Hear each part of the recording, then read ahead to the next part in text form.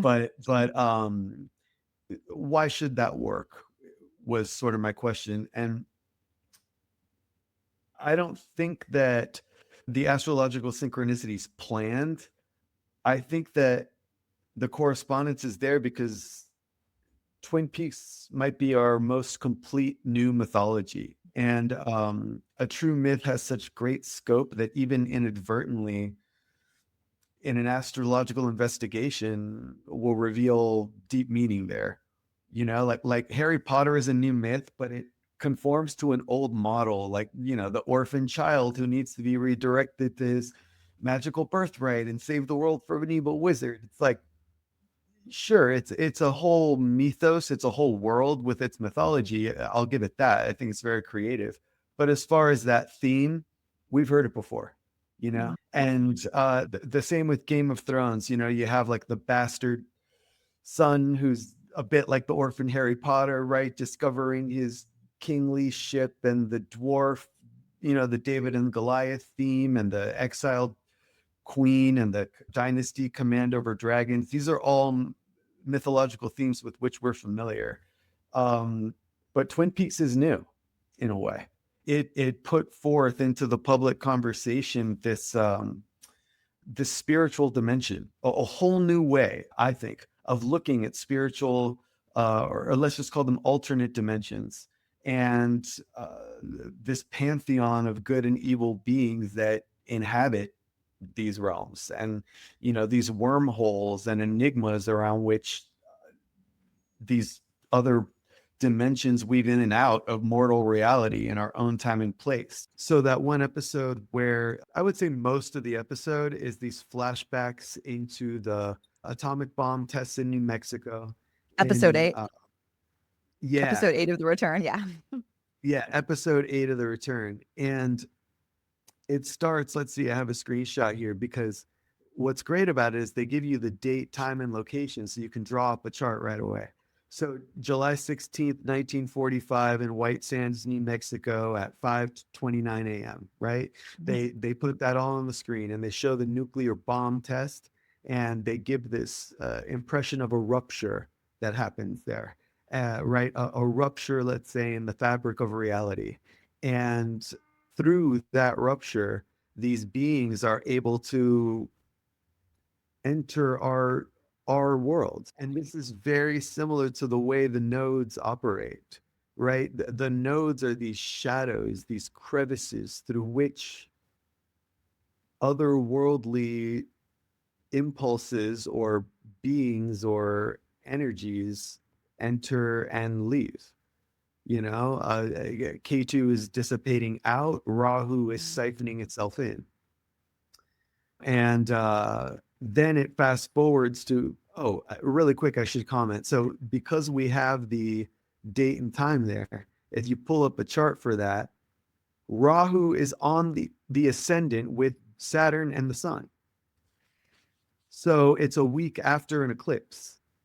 And Sun, Rahu, Saturn are literally, if you pull up the chart, Saturn's right on the ascendant, Rahu's 5 degrees away, and Boudica is, for every chart, there's a planet that acts like Rahu, Oh, okay. is the way they put it.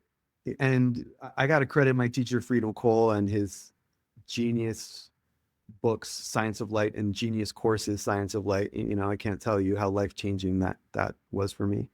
And how great those books are. I mean, they're like divinely inspired. And I was looking at them again. And so Boudica, everybody has a planet in the chart called the Badakesh that acts like Rahu in like a secret, insidious way. And that's the way they put it forth. They're not explicit about it.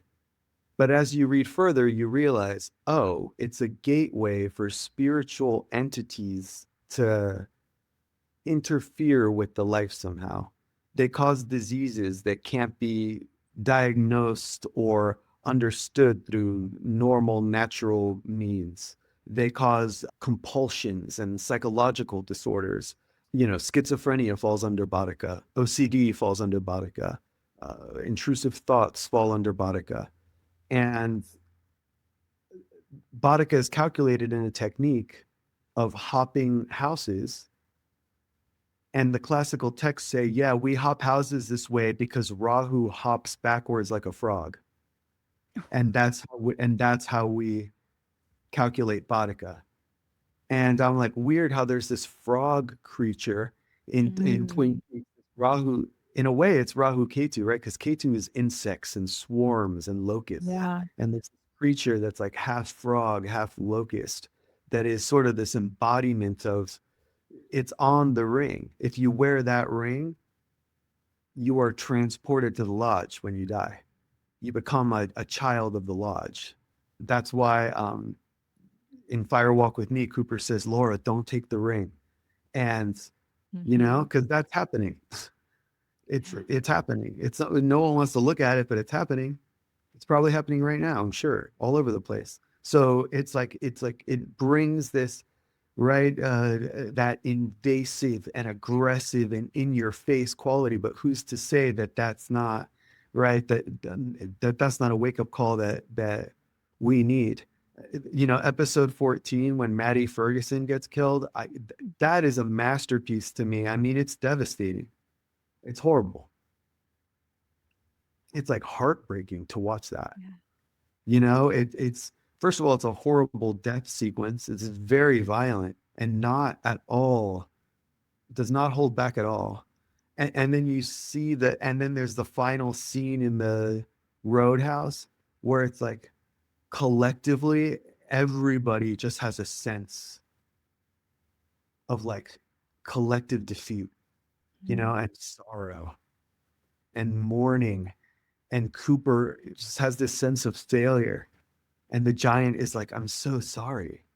It's like this town is losing against this evil force that they can't put a name on. They can't put a face on. They don't know what it is, but they can feel that it's there, and they can feel that it's working against them, and that they're not effectively able to fight it in that moment. And it's like so powerful. It's heartbreaking, but it's like it's one of the best things that's ever been on television, I think.